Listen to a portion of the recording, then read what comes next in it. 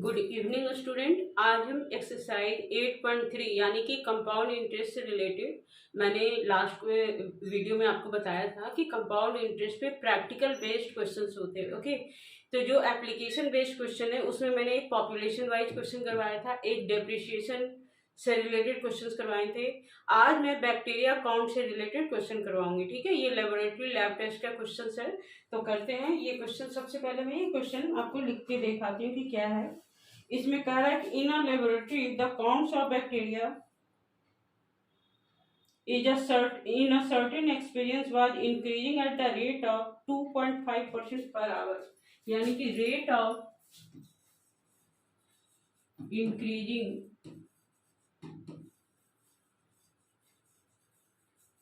Of bacteria, ये जो है 2.5% है और ये क्या है, पर आवर है। ओके, ये तो आपको पता है ना कि बैक्टीरिया का जो ग्रोथ रेट होती है वो बहुत ज्यादा होती है और ये एनुअल बेस पे नहीं होगा, ये किस बेस पे होगा, आवर बेस पे होगा। ओके, तो इसमें कह रहा है पर आवर 2.5% है। ठीक है, इसमें कह रहा है कि find the bacteria at the end of 2 hours if the count was initially 5,06,000, यानी कि इनिशियल वैल्यू ऑफ, वैल्यू भी नहीं कर सकते, इनिशियल नंबर्स ऑफ लिखो, इनिशियल नंबर ऑफ बैक्टीरिया, ये जो है 5,06,000 है। ठीक है, और टाइम जो दिया हुआ है वो क्या दिया हुआ है, 2 आवर। तो यहाँ पर ऑब्वियस है कि 2 घंटे के बाद हमें नंबर ऑफ बैक्टीरिया चाहिए, तो क्या चाहिए, अमाउंट चाहिए। तो A equal P 1 plus R by 100 और इसकी पावर N। ठीक है, तो P की वैल्यू 5,06,000, 1 प्लस R की वैल्यू 2.5 बाई 100 और N की वैल्यू 2। ओके, इसका डेसिमल हटाएंगे तो यहाँ पे 0 लगा देंगे। ओके, तो 5,06,000 और इसे सॉल्व करोगे तो 1,000 प्लस 25 बाई 1,000 और इसका स्क्वायर है। ओके,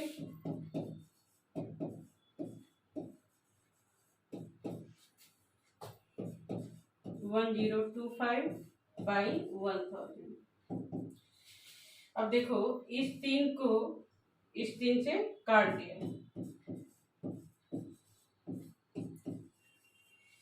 अब बस हमें मल्टीप्लाई करना होगा। ओके, 5.06 नहीं सॉरी 5 कॉमा है, हाँ 506 को आप किससे करोगे, 1025 आप फिर 1000 से डिवाइड कर दोगे। ओके, तो इसमें कैलकुलेशन आपका ज्यादा है वो आपको करना पड़ेगा। तो 1025 और इसको 506 से कर दिया।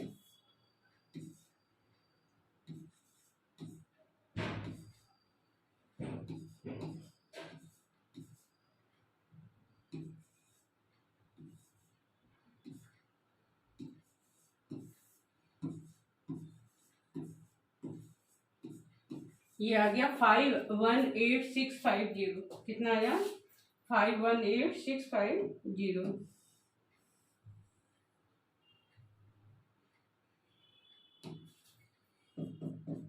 518,650। अब देखो 1025 है और इसको 1000 से करेंगे तो डेसिमल यहाँ पे आ जाएगा, तो 1.025 लिख दिया। ओके, अब इसको हम क्या करेंगे, मल्टीप्लाई करेंगे, तो फिर से मल्टीप्लाई करो आप इसको।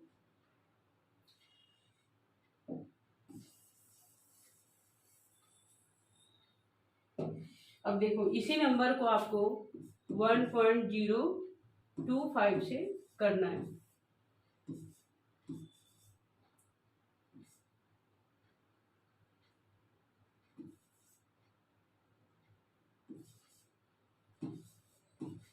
फिर करो,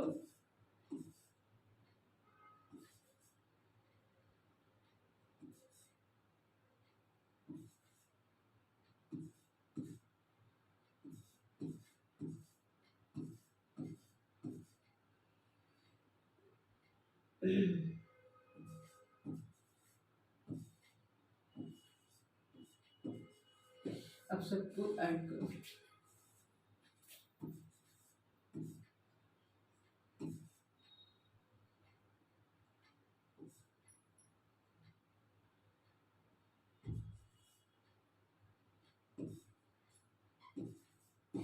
ये आ गया। अब देखो इसमें 3 नंबर के बाद डेसिमल है ना, तो यहाँ पे भी 1 2 3 यहाँ पे डेसिमल डाल दोगे, तो ये आ गया हमारा आंसर 531516.150। अब देखो डेसिमल को तो काउंट नहीं करेंगे ना, और डेसिमल के बाद जो नंबर है वो क्या है, 1 में है, तो इसलिए आप इसे पूरा 0 ले लोगे, तो यानी कि ये कितना हो गया, ये अप्रॉक्स जो है 531516 है।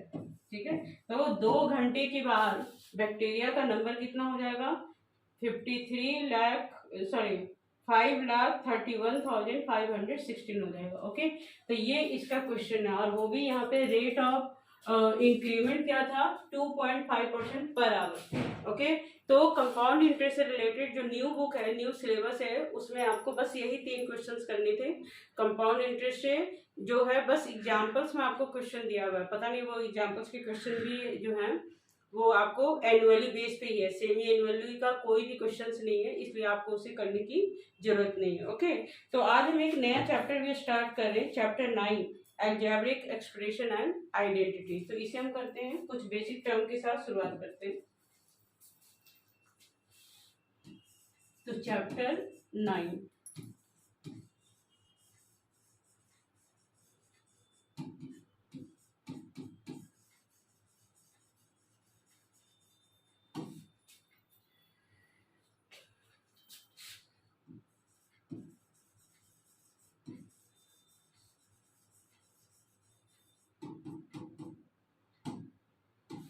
अब देखो सबसे पहले तो हमें ये समझना है कि अलजेब्रिक एक्सप्रेशन होता क्या है।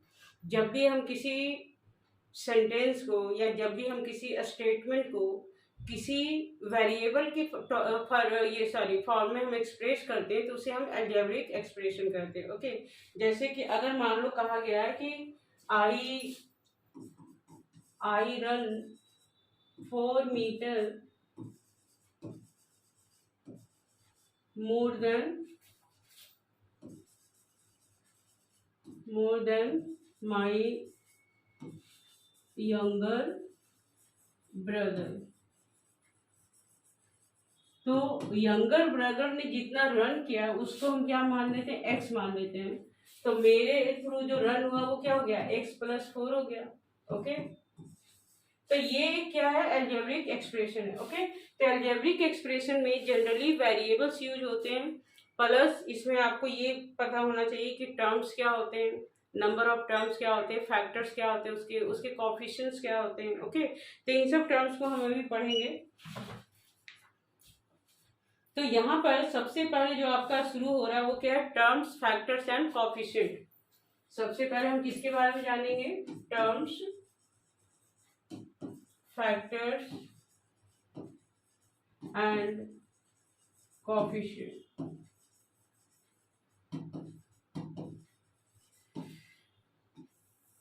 अब देखो मान लो आपको दिया हुआ है कि इक्वेशन दिया हुआ है x² + y² + z² -5xy, ये आपको दिया हुआ है। ओके, तो यहाँ पे देखो टर्म्स यहाँ पे कितने हैं, ये फर्स्ट टर्म हो गया, ये सेकंड टर्म हो गया, ये थर्ड टर्म हो गया, और ये फोर्थ टर्म हो गया। ओके, तो नंबर ऑफ टर्म्स इसमें कितने हैं, नंबर ऑफ टर्म्स जो है वो यहाँ पर 4 है। ओके, क्या क्या है देखो, ये x² y² z² -5xy, ये जो है ये क्या है, टर्म्स है हमारे। ओके, अब आपसे अगर पूछा जाए कि इसके फैक्टर्स क्या हैं, फैक्टर्स, अब देखो x² का फैक्टर क्या होगा, x इंटू एक्स, ठीक है, y² का फैक्टर y इंटू वाई, आप 1 भी लिख सकते हो। ओके, क्योंकि जब किसी के आगे कोई नंबर्स नहीं होते तो 1 हो जाते हैं। z² का 1 into Z into Z, -5xy का -5 इंटू एक्स इंटू वाई, तो ये इसके क्या है, फैक्टर्स हैं। ओके, अब आपसे पूछा जाएगा कोएफिशिएंट। अब देखो कोएफिशिएंट ऑफ x² 1 होगा। देखो इसके आगे कोई नंबर नहीं है, तो यानी कि इसका कोएफिशिएंट क्या है, 1 है। वाई स्क्वायर का कोएफिशिएंट 1, जेड स्क्वायर का भी 1, और एक्स वाई का कोएफिशिएंट क्या होगा, -5। ओके, तो इस तरह से टर्म फैक्टर्स और कोएफिशिएंट के बारे में बताया गया है। अब है मोनोमियल, बाइनोमियल एंड पॉलिनोमियल। ठीक है, मोनोमियल,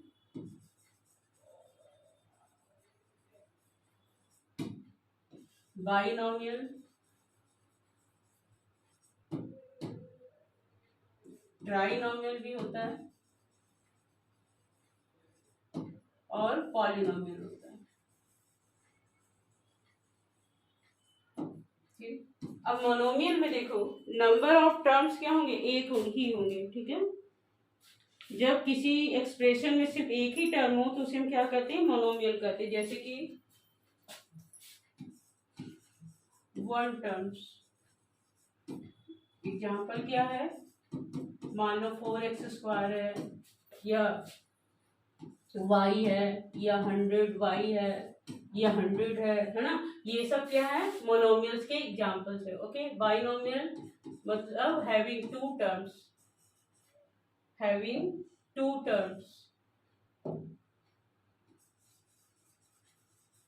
जैसे देखो x + y, t + 100।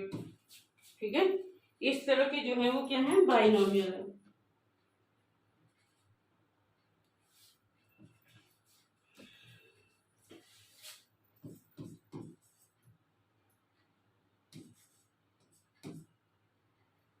ये बाइनोमियल है। ट्राइनोमियल का मतलब 3 टर्म्स, ऐसे एल्जेब्रिक एक्सप्रेशन जिसमें 3 टर्म्स हो। ओके, x + y है ना, या x + y + 100।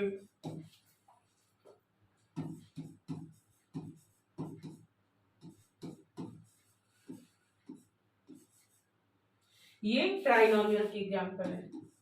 और जब मोर देन 3 टर्म्स होते हैं, more than 3 terms,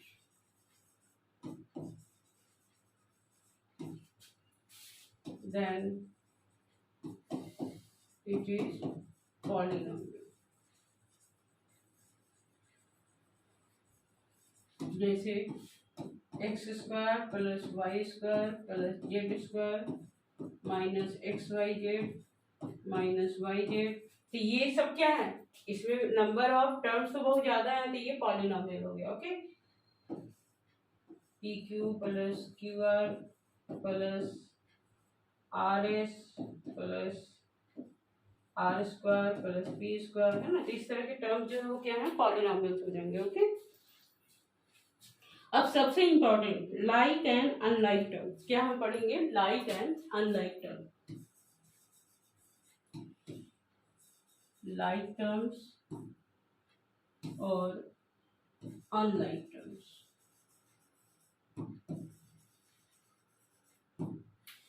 like terms का मतलब होता है कि जो उसका एल्जेब्रिक एक्सप्रेशन हो वो क्या होनी चाहिए, सेम होनी चाहिए। ठीक है, जैसे अगर आपको दिया है 7x 14x 2y 3x, तो ये सभी में देखो वेरिएबल क्या है, x है, और इनकी पावर भी सेम है, तो ये सारे क्या है, लाइक टर्म्स है। ओके, और अनलाइक टर्म्स का मतलब 7x 7y